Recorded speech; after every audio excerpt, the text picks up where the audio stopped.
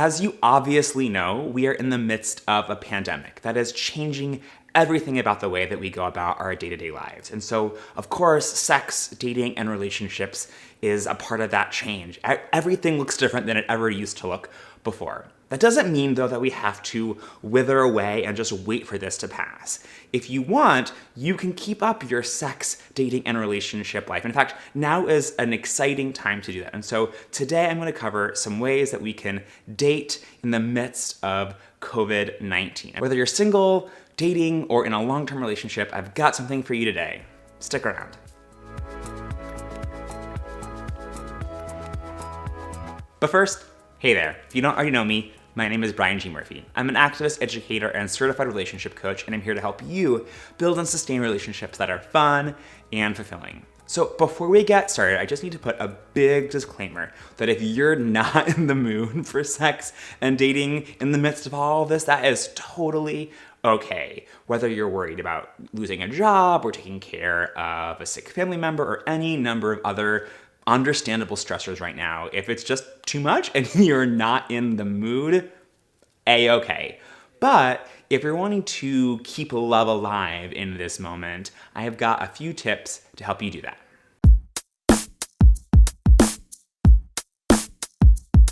If you were seeing someone before all of this started, the number one thing to do is to keep talking and to keep dating. So talk on the phone, schedule Skype dates, maybe meet up for a 6 feet apart hike or walk together. In the midst of these scary and uncertain times, this can be an opportunity for you to show your compassion and your care and consideration for each other, but also make sure to keep that sexy spark alive. You don't always want to be talking just about the pandemic or slip into exclusively caretaking roles. Find ways to have a little fun in the midst of all of this.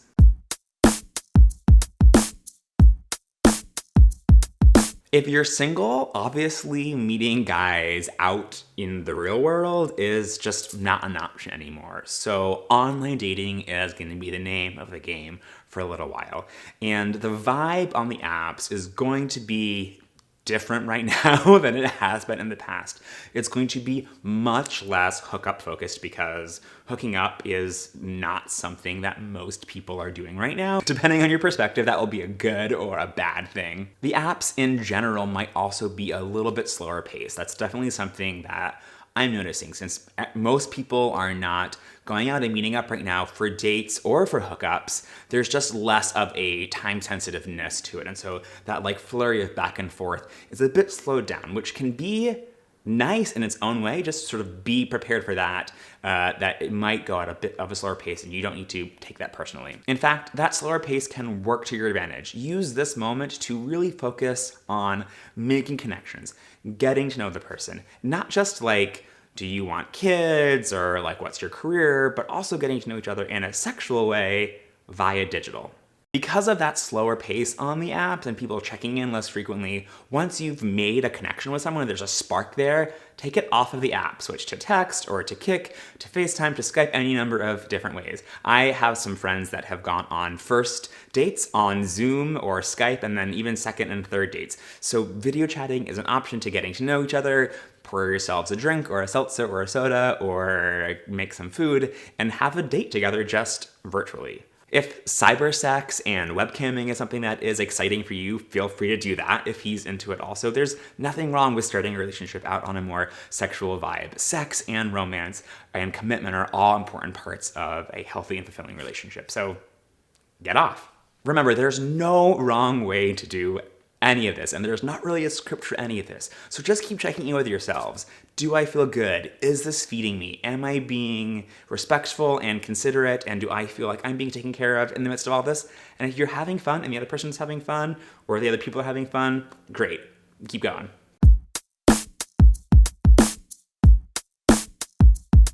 If you're in a relationship and you're living with your partner and you're social distancing together, then in many ways you're in sort of a lucky spot because you get to have that in real life, in-person connection with the person that you're dating.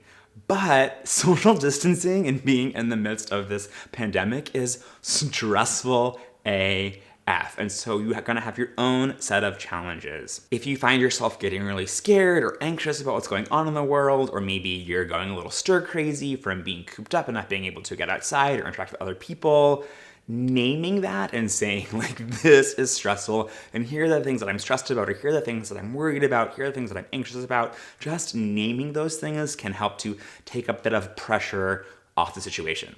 Maybe even say to your partner, hey, I don't want you to try and solve this for me, I just want you to listen and to hear me. Just that is powerful. And I think my biggest tip for couples living together is to schedule date nights. Hey there, it's me from the future. I realized while I was editing this video that at some point the camera battery died, so I don't have everything that I said.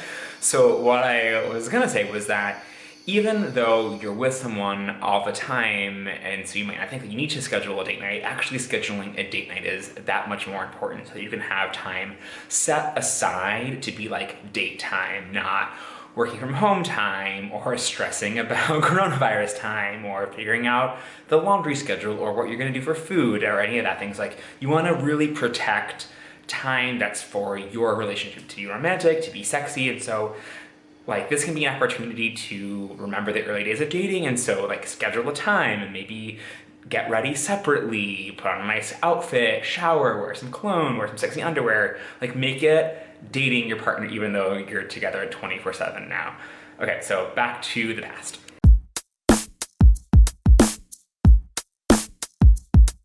And finally, for everyone, spend some time working on yourself. A key part of every relationship that you will ever be in is you. Who are you and how do you show up in those relationships? So take some time to work on yourself, and that will pay off in dividends.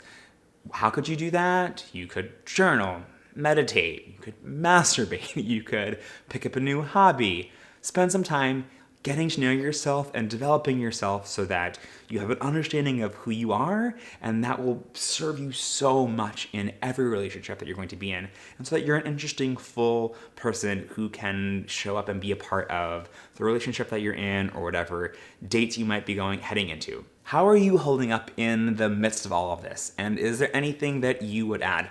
Let us all know in the comments down below. And before we go, I have 2 quick notes. I'm gonna start making videos every other week instead of every week, so that I can focus on making each one better. And that's gonna be starting next week. So the next video is gonna be in 2 weeks from now. If you want to stay in touch more frequently than that, pop on over to briangerald.com/hello, and we can connect that way.